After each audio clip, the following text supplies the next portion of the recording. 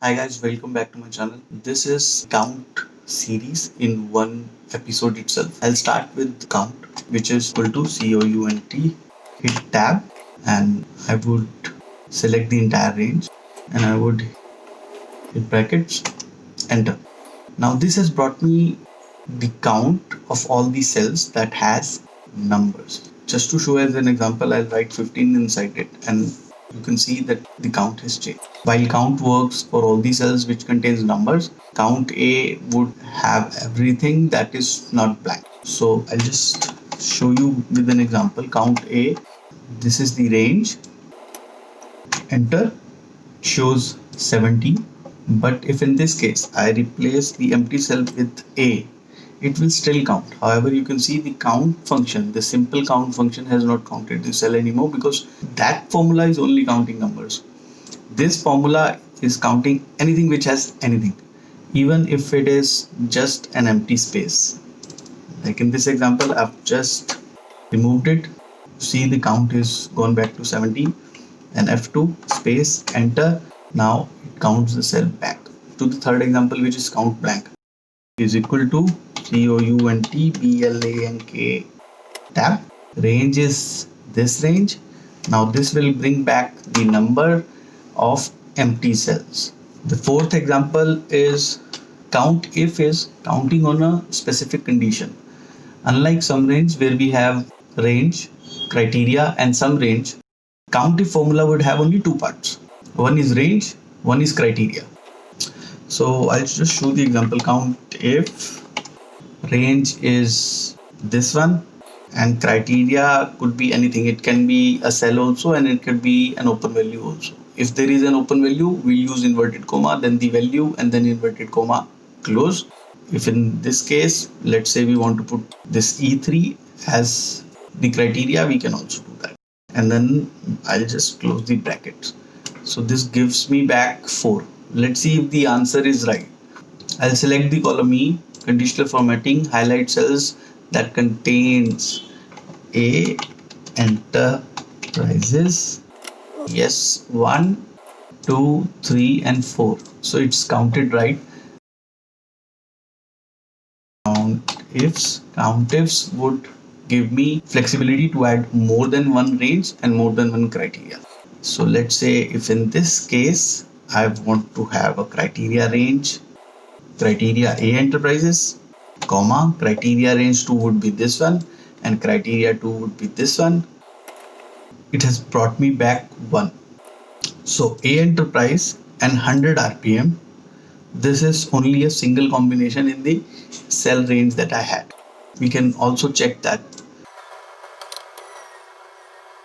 this is right. Let me just add an example to it so that we can check it. Yes, it changes. So the formula is functioning as we want it to function. One more thing is counting if with a wildcard. Let's say we do not have absolutes that we are searching for.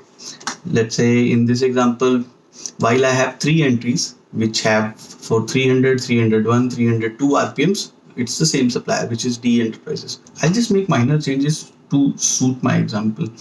What I'll do is I'll make D space and then list it as supplier.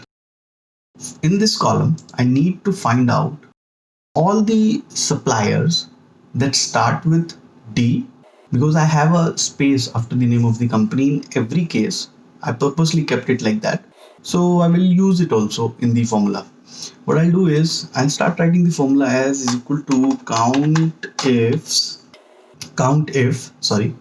CountIF tab. Range would be this one, which is E column, E3 to E20, then comma. Criteria would be something that starts with D and space, and on the right hand side there could be anything. This is what I want to achieve. So I'll start writing as inverted comma start, D space, inverted comma close, then I'll hit ampersand, inverted comma, asterisk, inverted comma, and then brackets and enter. Let's see the results. So it says that there are 6 of these columns. Let's do conditional formatting to check that out. Text that contains D and space, fill it with green fill. Okay, 1, 2, 3, 4, 5, 6. So this would be CountIFS with wildcard. One more thing can be done. That would be CountIFS with wildcard. So in that case, what I'll do is I'll just also quickly change these two as 300 RPM only, because I have only 100, 200, 300 and 400 RPM models here. So I'll start writing formula is equal to CountIFS tab. Criteria range 1 would be this one, something that starts with D. So criteria would start as inverted comma start D space inverted comma close ampersand inverted comma start asterisk inverted comma close criteria 1 close criteria 2 D3 to D20 comma inverted comma start something which starts with 300 ampersand inverted comma start. This could be anything, so asterisk inverted comma close and bracket and enter. So it gives me back 3, which means that in E column something that starts with D also has 300 RPM common. In column D, these are 3 entry of this type. So I can see these, and here I do not have a 300 RPM, so it's not taken that one. This also is not valid. This is also invalid. So these are the 3 valid entries. We've achieved that, and I will write it down here. CountIFS with wildcards. In this example of CountIF, I used E3 as criteria. I would have also done that by writing something which is inside inverted comma. It should be exactly same if you want CountIF to work.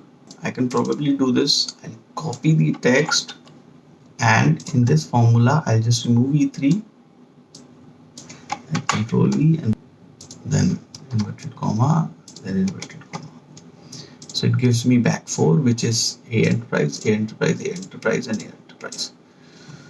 So whenever you're writing a condition which is not the exact cell reference, you need to make sure that the spellings are right. There are no extra spaces, whether in the start or in the middle or the end of the cell context. If you really like the video, please hit a like. Please check my channel for other Excel videos and animation videos. They are both going strong these days. Thank you everybody who are watching my channel on regular basis. Any special videos you want on Excel, just let me know. I'll try to make those videos. Bye guys, have a good day.